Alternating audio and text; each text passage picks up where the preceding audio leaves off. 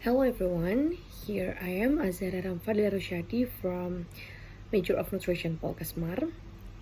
Now I would to talk about stunting, specifically the intervention for stunting by nutrition sites. Okay, stunting is a decrease in height growth rate as measured by the height value by H under -2 standard deviations of WHO child growth standard graphs. In 2016, as many as 22.9% or about 154.8 million of children under 5 years of age suffered from stunting. And Indonesia is in the 5th place of the country that suffers most from stunting. The leading cause of stunting is unbalanced nutritional factors in quantity and quality during the growth period. Other causes are human factors such as infant and child feeding practices, severe infections, subclinical infections, low birth weight babies and premature babies, and social factors such as household poverty, and then poor parenting, unresponsive eating practices, inadequate child stimulation, food insecurity, limited health services, access to clean water, and sanitation. Children can be predicted to be stunting by measuring height periodically since birth.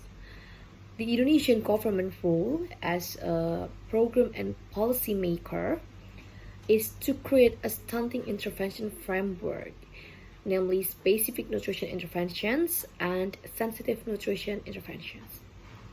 So what are that? Specific nutrition interventions are targeting breastfeeding mothers and children aged 7 until 23 months. These interventions include activities to encourage continued breastfeeding until the child or baby is 23 months old. Then, after baby over 6 months old are accompanied by complementary feeding, we call it M.Sc or makanan pengganti ASI in Indonesia, provide deworming medicine, provide zinc supplementation, fortify iron into food, provide protection against malaria, provide complete immunization, and prevent and treat diarrhea. So the second stunting intervention framework from the government plan is the sensitive nutrition intervention. What is that? Ideally, this framework should be carried out through various development activities outside the health sector and contribute to 70% of stunting interventions.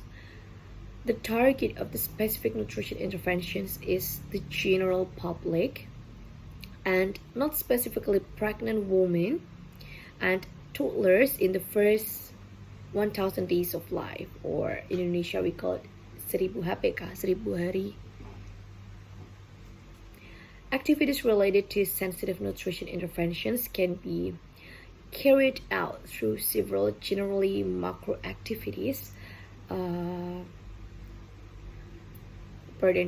The activities related to sensitive nutrition interventions can be carried out through several generally macro activities across ministries and institutions. The role of the doctors in stunting alleviation is in specific nutritional interventions and sensitive nutrition interventions. In the specific nutrition interventions, in the form of implementing and supervising the provision of additional food or PMT, and others with the target of pregnant women, breastfeeding mothers, children aged 0 until 6 month old, and children aged 7 until 23 months old.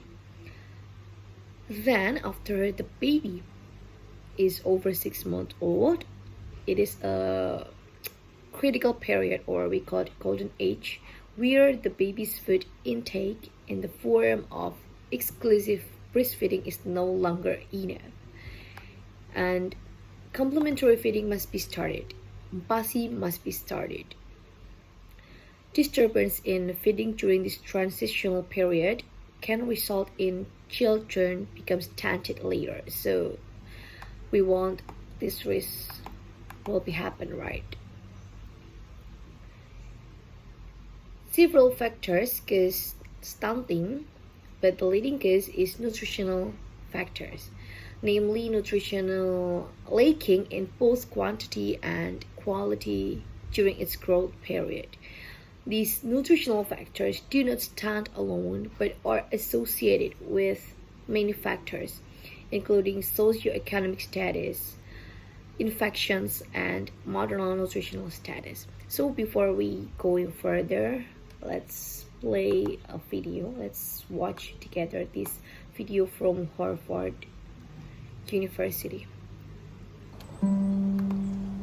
My child, you said you were hungry, but you still haven't finished your food. Did something happen at work today? Yes, Mum. One of my home visits, I saw a patient, a little girl, and I can't stop thinking about her.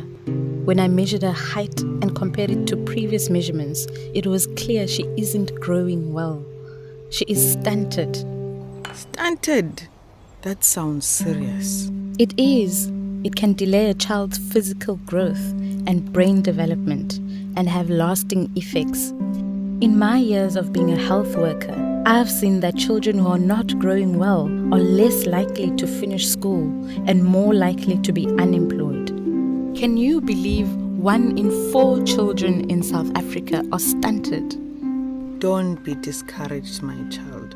You are a champion for children. When you visit her home, you can encourage her family to do the right things that will help her catch up. You're right, Mama. I think of all the ways you helped me to reach my full potential. You breastfed me, you started feeding me healthy foods. You made sure we had clean water to drink and washed my hands before we ate every meal. You played with me, told me stories, and taught me new things every day. I didn't do this alone. I had the help of our family and all my friends who supported me to have a healthy pregnancy and raise you. I think it was because of this loving environment that I did so well in school and was able to become a community health worker. What made you remember all this all of a sudden? Because now that I'm pregnant with my first baby, I want to make sure he grows healthy and strong. He will grow strong if you eat your food. The first 1,000 days are most important, you know.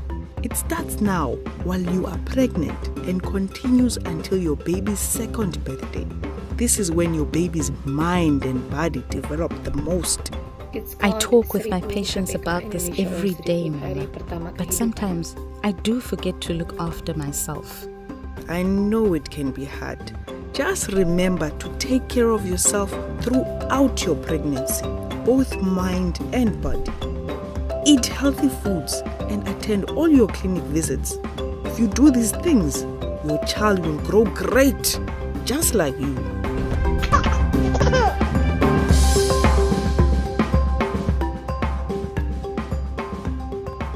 In South Africa, 1 in 4 children under the age of 5 is stunted, and in Indonesia, 1 over 3 children under the age of 5 is stunted. Stunting arises from prolonged undernutrition that affects a child's physical and mental growth and development.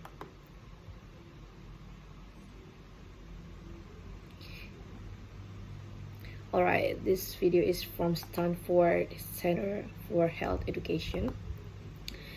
I got it from Digital Matic Education International Collaborative. And so from the video we can conclude that some factors that contribute to stunting include for maternal health and nutrition, maternal health knowledge, inadequate infant and child feeding practices, and infections.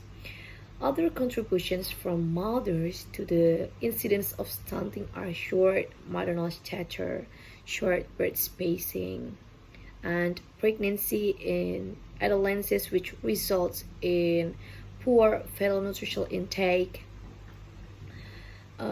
infant and child feeding practices, including non-exclusive or not optimal breastfeeding, and complementary feeding that are limited in quantity and quality and also the variety. With knowing the specific factors that contribute to stunting, we know what is the next step or what is the next stage to do for the interventions. The WHO Global Strategy for Feeding Infants and Young Children in 2023 recommended that complementary feeding or M.Sc meet 4 requirements. So the first one is the first principle of feeding is on time, meaning that complementary feeding must be given at the right time, mainly when exclusive breastfeeding is no longer sufficient to meet the nutritional needs to the infants or children. The second one is complementary foods or M.Sc must to be adequate, meaning they have adequate energy, protein, and micronutrients according to their age. So the third one is complementary foods or M.Sc must be safe, prepared, and stored safely and hygienically, given using clean hands and cutlery. And the last one is M.Sc is appropriately given, meaning that M.Sc is given by paying attention to hunger and satiety signals. The frequency of feeding and the feeding method should encourage children to eat more actively in sufficient quantities using hands, spoons, or self-feeding according to the child's age and developmental stage.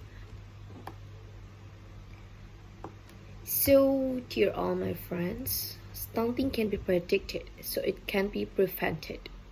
The role of the government as a program and policy maker, namely increasing the identification, measurement, and understanding of stunting. According to WHO recommendations of time, adequate, safe, and given in the right way, the provision of complementary foods is a specific nutritional interventions that can prevent stunting. Okay, friends, I think it's all from me. If there are wrong words, I want to apologize. Thank you for the attention. See you guys in the next video.